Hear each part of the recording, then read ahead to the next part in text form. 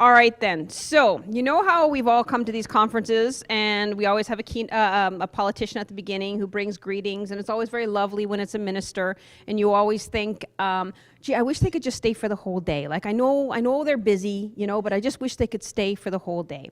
This would be the exception to the rule because she announced that we are launching this toolkit today. No, we're not launching the toolkit today. We don't quite have it. We have it about 80% complete. But what we wanted to do is we wanted to kind of present what we have and outline. We're not going to go through the whole toolkit with you. That would take the afternoon. But just a short history of this is this idea for a toolkit actually came out of the precursor. And actually, I should say my name again. Sorry, Kate Kehler. I'm with the Social Planning Council of Winnipeg. So the idea of this came out of kind of the 2017 era. You know, it was a bad time. There was a lot, everybody was noticing that increase in hate crimes. People were wanting to know what to do, how can we address it? The rhetoric seemed absolutely overwhelming. And so this idea of a toolkit, you know, because a lot of us in this room, we kind of do this for a living. You know, we understand it, you know, we have the lingo, we have all of that stuff down, we have the connections. So we can generally kind of react in a way. So, but the idea for this toolkit is we're asking you to put yourselves in the place of just, you know, a person who cares, but whose life is not this. They're not affected by this every single day. They don't run into it, but they do see it. They don't like it, and they'd like to know what to do about it. So if you can put yourselves in that mindset, we're going to give you the very broad outline of what we're planning to do with this toolkit. Then you have information, you have feedback sheets on your table. I purposely kept the boxes small.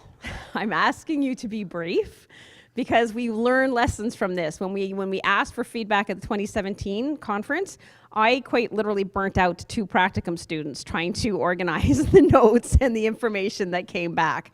So we have taken those big, broad pictures and the themes that people wanted to hear from us, but tried to turn it into a very practical toolkit.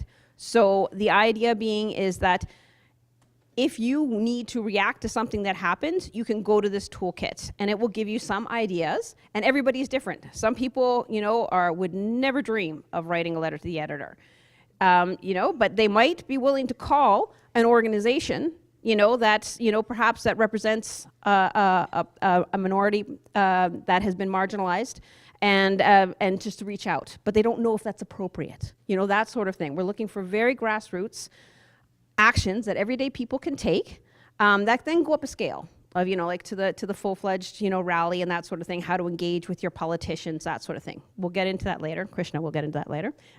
But that's the outline. So if you can put yourself in that mindset, that would be extremely helpful for us. So that is the idea behind it. And all right, so obviously one of the major themes that we heard back was education. We heard it again this morning, the idea of educating people and how to have conversations with people. So if you can skip ahead, Will. All right. So as I mentioned, it came out of this era, the time of the toolkit. And the kind of misinformation and the issues of how people get their information. So this and the idea of the Quebec mosque shooting and the idea that it was turned into you know, the quote-unquote lone wolf scenario, we feel that it allows people to get complacent about this sort of thing. It allows us to think, as Dr. Perry said this morning, the idea being is that we don't really have a problem here. You know, it's just this one person. And of course, we know it's more than that. And unfortunately, the media and this idea of a lone wolf feeds into that. So, but we wanted to look at, you know, some of the headlines again that was covered really quickly. So the anti-Canadian values test for immigrants that was rejected by the Tory leadership candidate. They were, Ms. Leach did not win. So values test proposal makes, she was running high for a while there. Sorry, Krishna, your head is beautiful, but it's right in my way. Thank you. And it's all about respect for Canadian values. That was Dean DeMastro, or whatever his name. So next, then we had the Quebec Religious Neutrality Act. I don't need to go through over this because thank you, Dr. Perry. You did a lot of our work for us already this morning. So the idea being is that But we wanted to kind of put it in context of what was going on in Quebec at the time, because of course, at the defeat of the referendum in Quebec in 1995, the leader got up and said it was due to the money and the ethnic vote in Quebec. So he did, to his credit, try and walk those back. He was mad. He was walking up on stage after once again the referendum had failed, and he did try and walk those statements back. But unfortunately, the damage had been done. But our point is the damage couldn't have been done if they didn't have this idea. Well, so that's a sheep, obviously, many sheep. And in Quebec, there's a concept of Québécois pur laine. So, you know, you're white as snow, and that's who belongs in Quebec, and that's who Quebec belongs to. So, next one.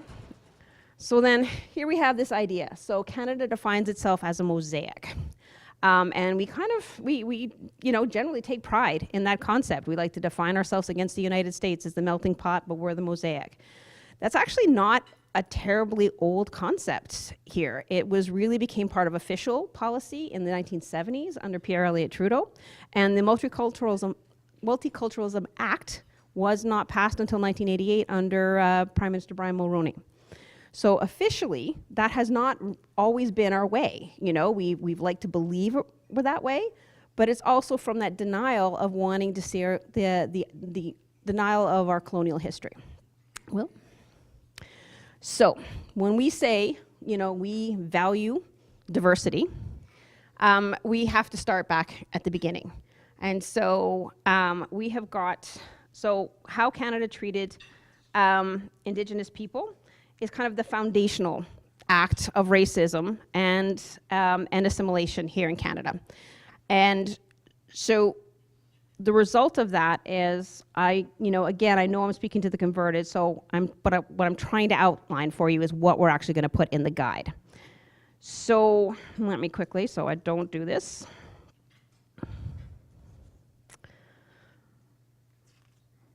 Okay, so obviously we have the reserve system. These are just some stats I'll get to in a minute. I jumped ahead, Will, sorry.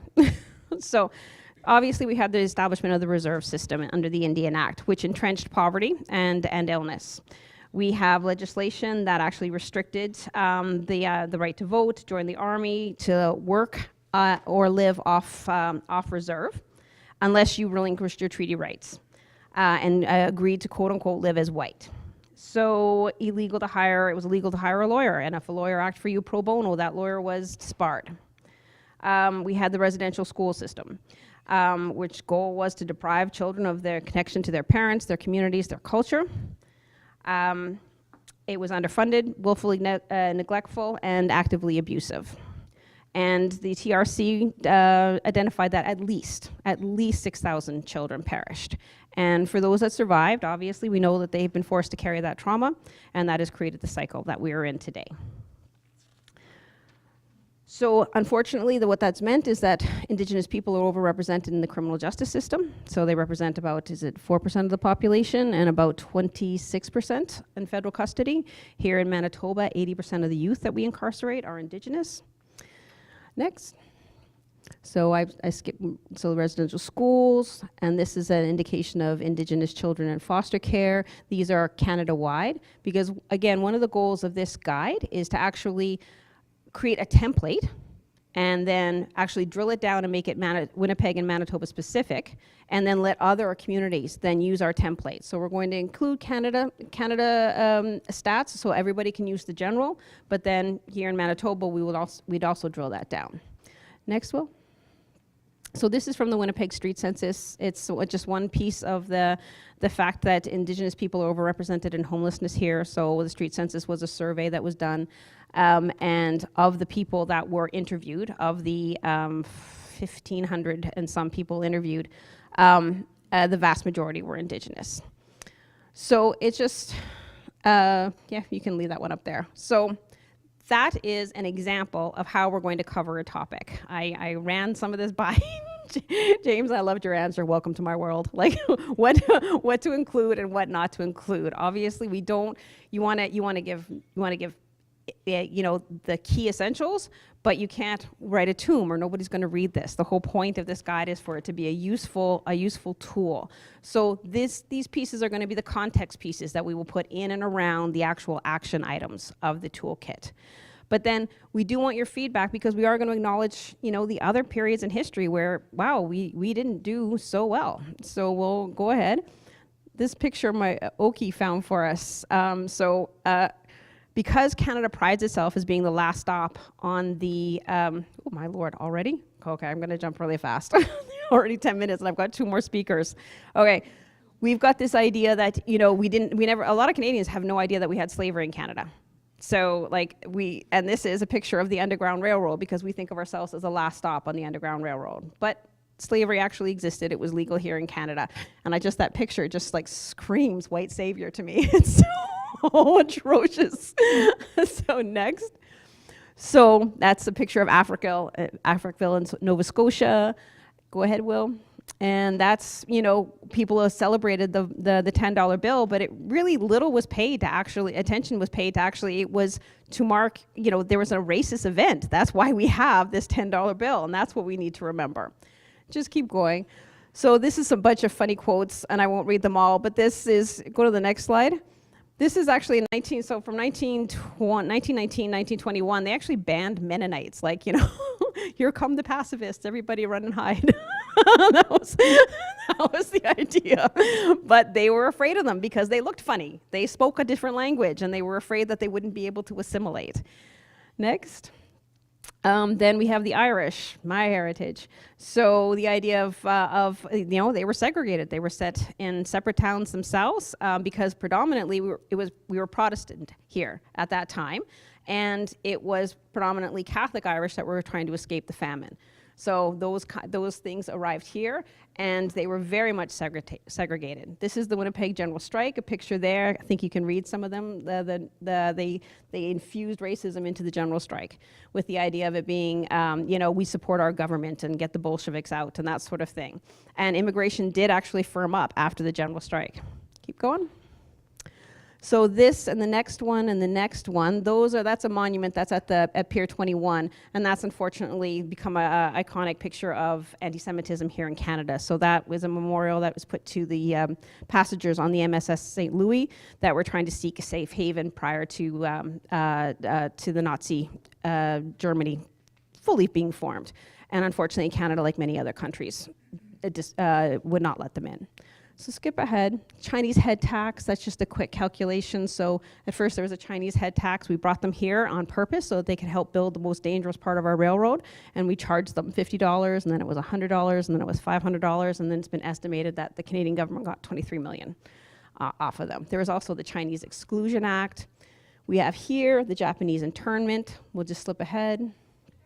Then this was actually the earlier version of that during World War I. We actually then rounded up anybody of Austro-Hungary descent because we were at war with them. And next.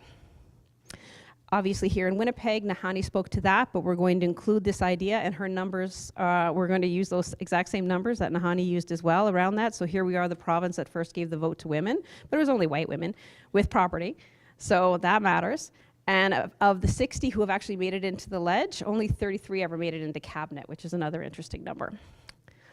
And then we have gender disparity, the backlash to, obviously we're gonna talk about the wage disparity, but the immediate backlash to the Me Too movement.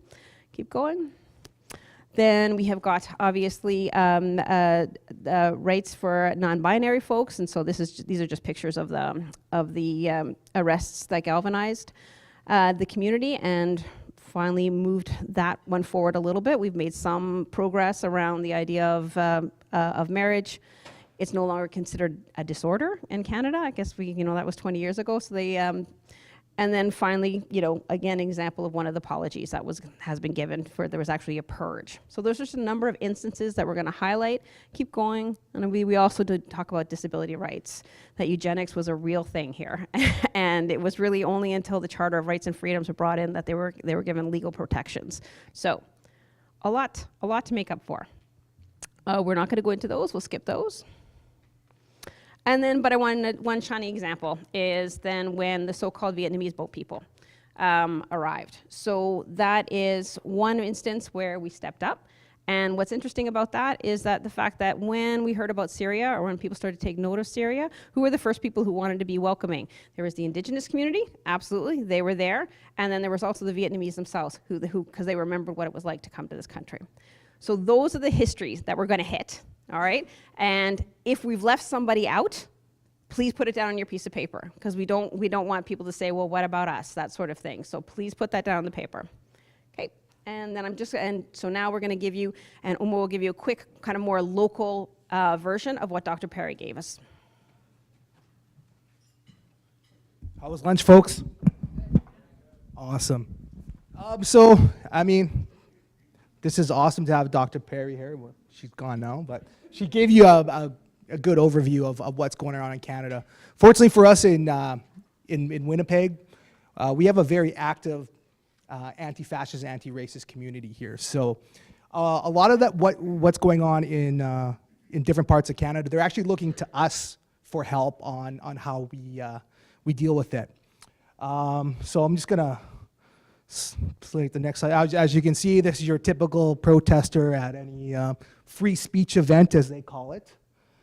Media platforming and for promoting hate. So a lot of this has to do with certain media outlets that propagate nonsense like anti-immigrant sentiments, Islamophobia or whatnot, and a lot of that, you know, is done for hits, right? Because a lot of people look at these articles, they read them.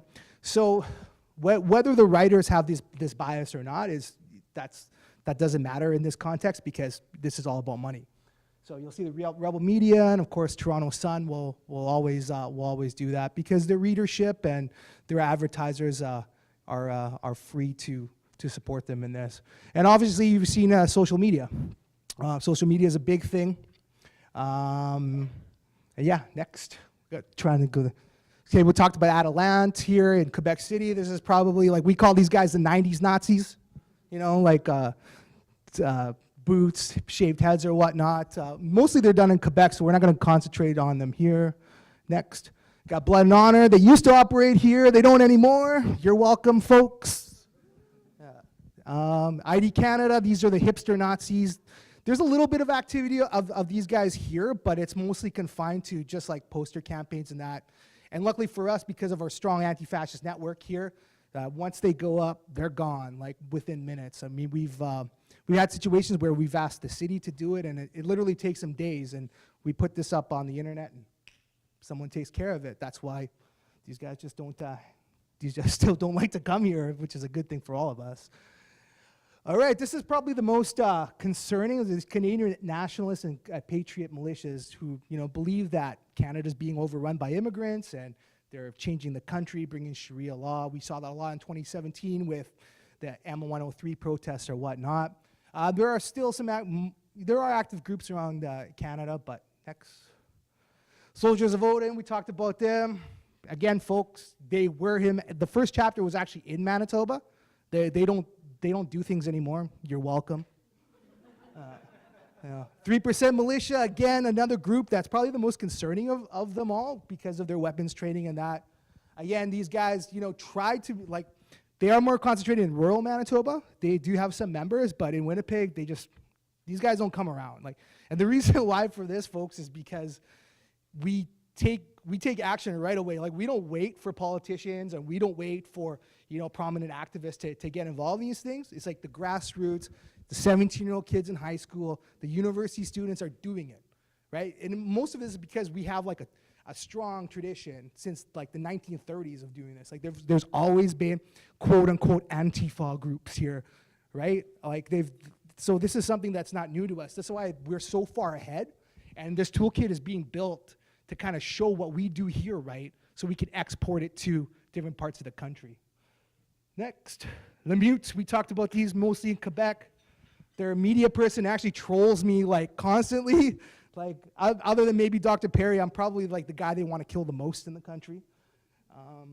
Proud Boys, again, you know, all over the country, all over North America. In Manitoba, actually, the way we got rid of these guys is hilarious. If anyone wants to talk about this, we talk about it later because there's, you know, certain things that I don't want to release for everybody. But yeah, they used to exist here. They started a chapter, and it got kind of concerning for us because there was like 12, 13, 14, 15 members, and we were freaking out. But then, honestly, it took maybe a week to get rid of them. And it's, you know, what we did to these guys is like, if everyone in all the rest of the country could do it, these guys won't be a problem. Okay, the anti-Muslim and refugee action groups. I call this the Boomer Brigade because most of them are in their 40s and up. And Dr. Perry went ahead and outlined some of them. Next. Pegida. They don't really operate here. They do have like members, you know, but when it comes to street actions or anything like that, they don't really come here. Again, it's because we are, you know, we've set Winnipeg up. Mostly because everyone here is on the same page, and that's because our community spirit, right? So everyone from the 17-year-old kid that goes to punk rock venues all the way up to the senior team, you know, agrees that we should have this in our community. And everyone kind of, no one really looks down on each other, and everyone, like, all the kids can come to me, you know, if they have any concerns or any issues, and I can go to Krishna, I'm not saying that you're older, or Auntie Shahina or Kate, and we get things done here, and we'll explain that in a little bit here. Act for Canada, again, another group, you know, mostly anti-Islamic actions. These guys aren't really active here, but again, there's some members and some interest. And around the country, they mostly do like film screenings, book speakers, and stuff like that. And these goons, they tried to come here on September 9, 2017. It didn't work out too well for them. And I guess most importantly, what that showed is we have to move from being afraid of these guys coming, or if there's an attempt to do it in our community where it's like, oh my God, don't come, you guys are racist and that, to where we're at now, where it's like, sure, come if you want, but you're not gonna have a good day, right? That attitude has to switch, where it's like, in other communities, they're really, really afraid of these people coming. But here, it's like, well, you can try, but I mean, it's, you know what I mean? It's gonna be a waste of your time, and honestly, it's a waste of our time to counter any of these guys. Next, and here's some examples of what we do, and I'm gonna tell you a quick story about this guy right here, Paul Frum, because we were in the hotel where he tried to have a speaking engagement at. So Paul Frum is, some of you may know, is probably like, I don't know, Dr. Perry says probably the most famous Nazi in Canada. He's the guru of the white nationalist movement, and he tried to have a conference here at this hotel. And the way we got rid of this guy was so Winnipeg, where it was like, we found out maybe 3 or 4 days before he came that he was coming. So, you know, what I did when that information came to me was, I asked my brother, who is in the hotel industry, he's like, hey man, you know anyone at the Hilton? So he gave me the number of a manager. He's like, yeah, I used to work with this guy. I talked to him. So before anything, like in other communities, they would have just had a picket, right? They would have just had like, this guy's coming here, screw the hotel, we're gonna come and we're gonna show up. Here we do things a little bit different because, you know, big city don't play, right? We do things on a more professional level here. So this guy tried to show up, and before we hit the media, before we even hit any of our elders here, it was like we started engaging with the hotel. It's like, hey, this guy's coming here. This is what he's going to be talking about.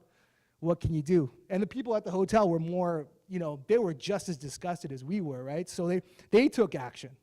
You know what I mean? So they talked to their managers, upper management. 2-3 days pass around, no answer. Still going to come here. At about 3:30 the day that he's supposed to come, their manager, who's here right now, who I met in person for the first time this morning, calls me up and he says, it's good news, he's not staying here. Awesome, right? So you think, okay, victory, he's not staying here, but it gets better. So because of the work we've done previous, thinking that he's going to come here, what we did was, you know, because the youth, they're good at the computers, they ran a script, got all the fax numbers of all the hotels, faxed every hotel. This guy tried to go to 3 different hotels, got denied at every single one. That's Winnipeg, folks. That's what we do better than anybody else, is our communication, our vigilance, and our passion when it comes to this, right? You should read some of the online chatter of what these guys say about coming here. They're just like, don't come. There's too many communists. You know what I mean? Like, don't come, it's gonna be worth your time. And honestly, folks, that's how we wanna keep it. And so hopefully what we've done and kind of how we approach it, building bridges between, you know, the radical leftist masked Antifa kids all the way to people sitting in this room. Everybody has to be on the same page because everyone wants the same thing. And what we want is not to deal with these guys. So, Krishna. Thank you. I'm going to do this from here, if that's fine. My name is Krishna Lal Bahari, and I'm a communications consultant and political and community organizer. One of my main clients is Islamic Social Services Association, care of my guru, Shahina Siddiqui. The last sort of section of the toolkit, just quickly in like 3 minutes, is focusing on citizens' responsibility. It's sort of the action piece and is, Will, next. It's predicated on 10 sort of guiding principles for organizing against hate and against hate crimes, et cetera, et cetera. And it's actually adapted from the United States' Poverty Law Center resources. Next. The first and guiding principle is simply to act, and that's to do something in the face of hatred. Next. Followed by uniting. It's important that we organize, you know, there's strength in numbers. Next. Also equally important is victim support. Victims of hate crimes experience profound and unconscionable trauma, and it's important to offer them what supports we can. Next. It's important that when we identify hate crimes or when we challenge groups which promulgate hate, that we are informed about what they're doing, essentially that we do our homework. Next. That we, there's a bit of debate on this one among some of us organizing around this issue, but that is about like non-engagement with hate. Adding our presence to a hate rally, for example, might for example, further buttress the voice and the platform of those doing so. However, sometimes it is necessary to confront people, so we'll definitely explicate that further. Next. Speak up. The media is currently under siege, and it's under siege for taking a stance against movements and legislators and presidents. It's important to engage with media, to not stop debate, and to encourage attention towards hate crimes. Next. Nehani spoke to this. In some respects, the front lines have become our legislatures. I can assuredly say so here in this province. That walking into that chamber every day is like confronting a battle against a very stalwart, driven enemy. Next, it's important to plan for long-range goals. That these goals are set over time. Next. Education, especially curriculum, tolerant-based curriculum targeted at younger ages all the way through to post-secondary education. Next. And finally, it's sort of a more internal thing, and that is about developing cultural competencies and exposing discrimination within yourself, within your family units, within your places of employment, etc.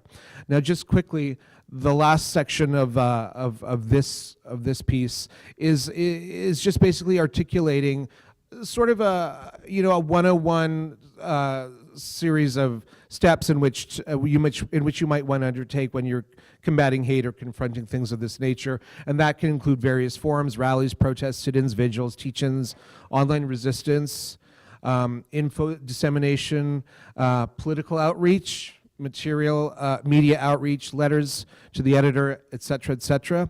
Just building on an example that Omar touched on, in 2017, the Worldwide Coalition Against Islam announced that they were convening a rally here in Winnipeg. This, of course, was following on the heels of Charlottesville, which a number of us, I shouldn't say a number of us, thousands of us took great offense to. Our response to that was to organize the Winnipeg Diversity Rally Against Hate, alongside other Antifa-based actions, which joined together towards the end. So basically, the toolkit will provide steps and tools. This is how you create a poster, which you see on the left. That is how you write a press release, which you see on the right. Next.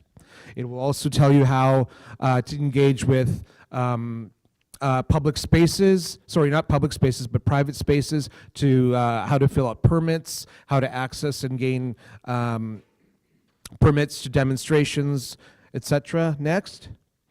Also social media, that was one of the biggest communicators for our rally, and was it's become nothing will ever will in my mind replace the phone call and the handshake at the door, but social media is becoming more and more a main vehicle in which to communicate actions and demonstrations. Next. Of course, engaging with the media. We received ubiquitous media coverage, including the national news, for our efforts. Sending out a press release is still important. It's important that the media knows what's happening. Of course, it's important to make your demonstrations as visible as possible. This was one of the banners that we unfurled, and it's very much spoke to the messaging. Next. This is just my little iPhone. That doesn't even capture. That's like possibly like a third. And then this is just another piece of social. That isn't just about me, but don't you like my Magnum PI glasses? I'm actually really proud of this city. It's steeped in tradition of rallying and railing against hate and supporting those who are victims of hate and advancing human rights altogether. So that's that piece of the toolkit. Again, this is a work in progress, and I'm just going to pass this quickly back to Omar. Yeah, one thing that we need everyone's help with in developing this toolkit is we need to really develop a rural outreach, like Dr. Perry talked about. Like, because we keep them out of the cities, they find homes, you know what I mean, outside. Like, for one example, we had this like yellow vest United We Roll convoy that went through Western Canada. Of course, they're not stopping here because, all like everyone involved with them was saying, "Oh, don't go there. There's, you know what I mean. You're gonna meet like 1,000 people," and it's true, 1,000 people would have showed up if they would have ended up here, but they stopped in all the surrounding towns. Now, I'm not saying that every one part of that convoy was a racist, but there was definitely, they were harboring some of those groups, right? So action needs to be taken that, and the only way we can do is, like, I can't go to these communities because they want to kill me, but we definitely need that, and that should be the focus going on, because when in regards to the cities, in the cultural venues and the bars, the promoters here, everything that happens past 6 o'clock in the evening, it's on lockdown, folks. Like, you don't have to worry about it because the networks are there. Like, these guys don't get into bars. They get kicked out of restaurants. Certain things happen if you wear a red hat in certain places. But that's because of our vigilance and the way we do certain things here. It's our confrontational nature. So any help that we can have in developing a rural program, that would be fantastic. So yeah, we tried to make up time and we lost it. Sorry. So there is just, so very quickly, so as Krishna only did a few of the things that we're going to propose. We're going to take people right up to what a charter challenge is, and in a very easy, digestible form, so people understand that when our leaders try to do something, there's actually a way to fight back, at that level. So everything from, and then also talking about building relationships ahead of time, teas and getting to know your neighbors, all that sort of stuff is going to be in the toolkit. But if we haven't mentioned it, please put it down on the form for us. And at the end, there's also going to be a glossary of terms as well, because again, a lot of people don't understand when we use language. They don't understand what Antifa means, or they have the wrong idea of what Antifa means. So we've listed what we think are important words. So the idea is we're trying to establish a common language with a glossary of terms. That's all. So if you think that there's a really important word, I'm not going to go through them all, but write it down and make sure that we define it in there.